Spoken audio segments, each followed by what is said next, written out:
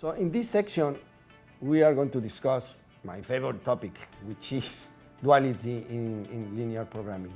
This is a very important concept and properties about linear programming that will allow to develop a very efficient algorithm to solve linear programming problems.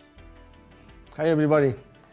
In this section, we are going to discuss one of my favorite topics in linear programming, and this is one of my favorite topics because it's very important. It's called duality in linear programming. Let's give a little bit of background that will lead us to this notion of duality, because it's not that straightforward to understand. So do you remember the section where we discussed the sensitivity analysis of linear programming and also the economic interpretation of linear programming in terms of shadow prices? We are going to use those concepts to introduce duality in linear programming.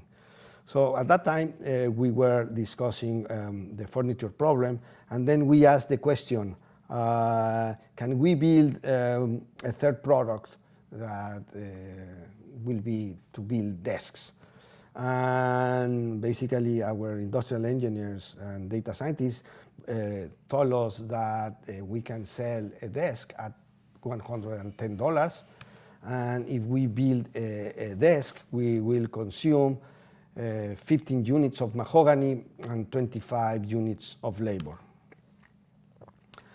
And also recall that shadow prices determine the marginal worth of additional units. If you add an additional unit of a resource, you will get the shadow price, which means that you can increase the value of your objective function by the value of the shadow price when you increase the capacity by 1 unit. So the shadow price associated with mahogany is $1, and the shadow price associated with labor is $4. And again, we want to understand if it is worth it or it is profitable to build desk given that the price is $110. So to do that, we want to compute the opportunity cost of building desk and compare it with the price of the desk. If the opportunity cost of building a desk is higher than the price of a desk, that means that it is not profitable to build desks.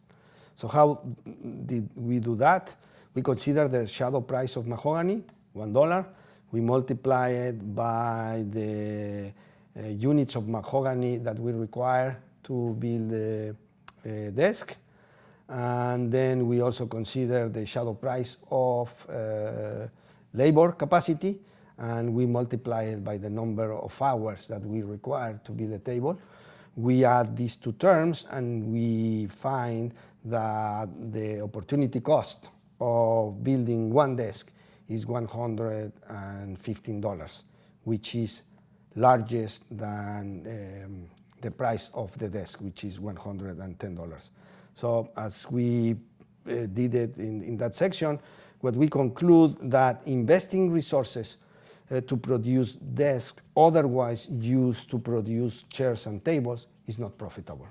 So that's why when we solve the associated linear programming, including the desk, we didn't produce any desk because it is not profitable to do it. So with this background about shadow prices, let's introduce the idea in duality for linear programming.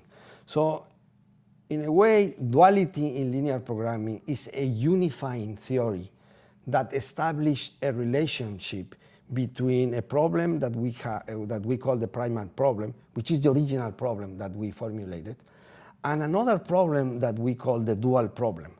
And this dual problem basically is defined in terms of the shadow prices or dual variables that are associated with the resources that we have as constraints in the original problem.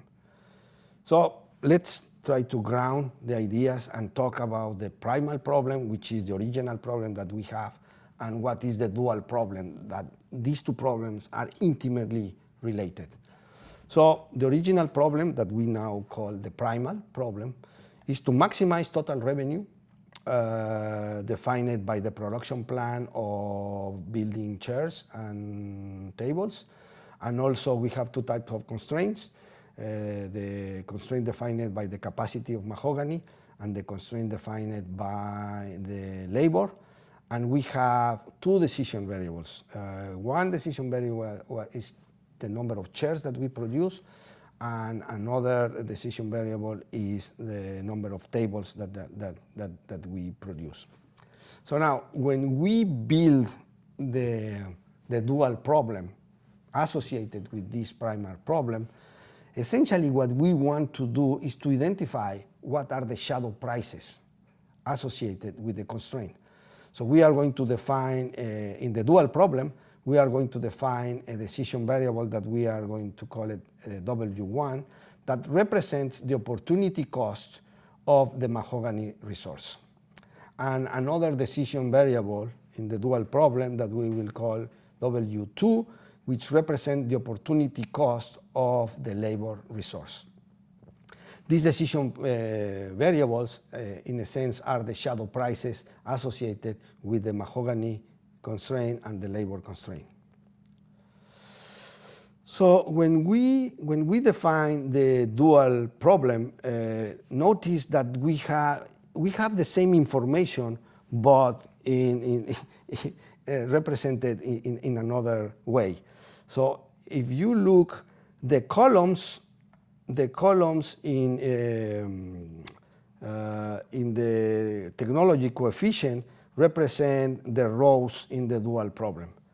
So let's explain this thing in more detail. So we have two decision variables, which are the shadow prices of mahogany and labor. And now we are going to define a constraint related to the number of chairs that we build. So in this constraint, basically in the left-hand side, tell us what is the opportunity cost of building a chair when the shadow price associated with mahogany is W1 and the shadow price of labor is W2. So this opportunity cost is going to be greater or equal than the price of a chair. And similarly, the opportunity cost of building tables is going to be greater or equal to the price of the tables. And what we want to do is to minimize the opportunity cost defined by the shadow prices. So the objective function in the dual problem is going to be to minimize the resource opportunity cost subject to the constraint associated with building chairs and the constraint associated with building tables. So just to illustrate how the dual problem looks like, let's use the graphical representation of the dual problem associated with the furniture problem that we just formulated.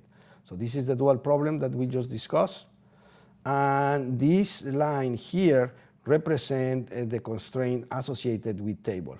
And since this constraint is greater or equal, the direction defined by the green arrow represents the feasible solutions for these shadow prices that we want to determine. So in the x-axis, W1 represents the shadow prices associated with the mahogany, and W2 represents the shadow prices associated with labor. And this dark line represents the constraint associated to building chairs. And the constraint associated with building tables is represented by this new line, and again, the feasible shadow prices are above these two constraints. So, and the objective function is represented by this dotted line, and the direction of minimization of this objective function is defined by this green arrow that we have here. So this green this green feasible solution, this green region that we have here represent the feasible solution of this problem. And since the direction of optimization is going in this way, we find that the optimal solution of this problem is when these two constraints, the constraint for chairs and the constraint for tables, intersect. And if we solve this system of equation, we identify that the shadow price of a mahogany is $1, and the shadow price associated with labor is $4, as we have discussed in previous example. So if we would use Gurobi to solve this problem, basically we will use, in the objective function, we'll use the capacity value, and then we multiply it by the shadow price associated with each constraint, and we want to minimize the total opportunity cost by consuming the capacity that we have available. And as constraints, we have one constraint per each product. So, and we want to make sure that the pricing of consuming resource related to mahogany or resource related to labor should be at least the price of the products. And the decision variable is the shadow price, so we want to make that this shadow price is non-negative. And again, we use the multi-dig function to define resources. So the keys are the resources, mahogany and labor. Capacity are the same, 400 and 450. We use the multi-dig function to define the price of the products. So it's the same as we have it before. The bill of materials remain the same. So essentially, when we are solving the dual problem, we have the same information as we had when we solved the primal problem. And again, we use the model constructor to build the object that will capture the linear programming model. We will define a shadow price as the variables that we are going to optimize, and we use the adverse method. And then we are going to define the constraints. The constraints basically are going to be the valuation of the consumption of resources, or the opportunity cost of consuming all these resources should be at least the price of each of the products. And the objective function is going to be to minimize the opportunity cost of all the resources that we have.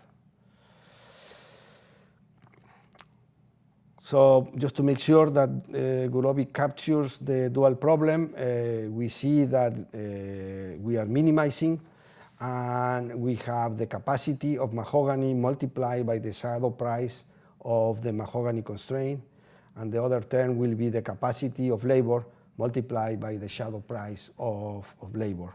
And the constraints, we are going to have one constraint for the tables, and one constraint for the chairs.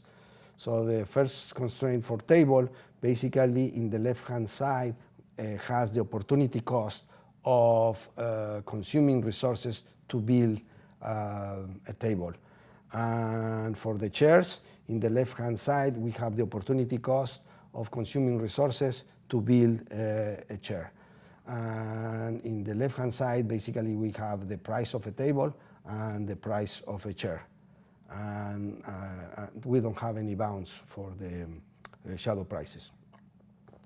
So we use the optimize method. We run Gurobi. Gurobi says, hey, I find an optimal solution. And the optimal solution is $2,200. And the shadow price associated with mahogany is $1. The shadow price associated with labor is $4, and the objective function is $2,200. Now, if we compute the shadow prices of the dual problem, essentially we get the information related to the production plan of the primal problem. So if I take the shadow price of the constraint related to tables, I get the production value of tables, which is to build 14 tables. If I take the shadow price associated with the constraint of chairs, I get 24, which is the value of the build plan in the primal problem. So another thing that we notice is that the optimal value of the primal problem is the maximum revenue that we can generate is $2,200. And the minimum value of the opportunity cost that we have in the dual problem is also $2,200. So they are equal. And this is not a coincidence.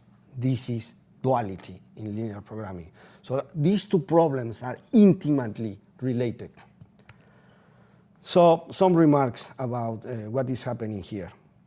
In general, it can be shown that if you take the dual of a dual problem, you get back to the primal problem. And when either of these problems, the primal problem has an optimal solution, then the other problem, the dual problem, also has an optimal solution. And the objective function values of both problems, the dual problem and the primal problem, they are the same. So this is a property of linear programming, that these two problems always give the same optimal solution because they are intimately related. Another important feature related to duality in linear programming is that the optimal solution of the dual problem is contained in the information provided by the simplest method, while solving and finding an optimal solution of the primal problem. And we saw that. Basically, the information related to the shadow prices associated with the mahogany constraint and the labor constraint, when we were solving the simplest method for the furniture problem, remember, at optimality, we see that the reduced cost of the non-basic variables, which was the H1, unused capacity of mahogany, and the reduced cost of the unused capacity of labor, they were the shadow prices of the dual problem. So basically, you don't need to solve another problem to obtain the information about duality. Everything is done for you when you use the simplex method. You obtain the optimal solution of the primal problem, and simultaneously you obtain the optimal solution of the dual problem. And this is very important to characterize optimality. So let's just give what is the relationship between variables and constraints in the primal and dual problem. So let's assume that the primal problem is to maximize and the dual problem is to minimize. So when in the primal problem you have a constraint that is less or equal, then the associated variable, dual variable in the dual problem is going to be greater or equal to 0. When you have a constraint in the primal problem that is greater than 0, you have a dual variable that is going to be less or equal to 0. And when you have a constraint that is an equality in the primal problem, the dual variable in the dual problem is going to be unrestricted. If you have a variable that is non-negative in the primal, then you will have a constraint that is greater or equal in the dual problem. When you have a variable in the primal problem that is less or equal than 0, the constraint associated to this variable in the dual problem is going to be less or equal to 0. And finally, if you have a variable in the primal problem that is unrestricted, basically the associated equation in the dual problem is an equation. So if you remember, for the furniture problem, we have are characterized by the first row and the fourth row. So in the primal problem formulation of the furniture problem, we only have constraints that are less or equal, because they are related to capacity. That means that the shadow prices are going to be greater or equal than 0. And in the primal problem, we get variables that are non-negative, and the constraints in the dual problem are basically greater or equal than 0. So duality is a very important in linear programming, because these primal and dual problems are connected, and duality helps us to characterize optimality in linear programming. And that is the subject of the next section in this video series, how duality will help us to identify optimal conditions for optimality conditions when solving the linear programming problem. Thank you very much.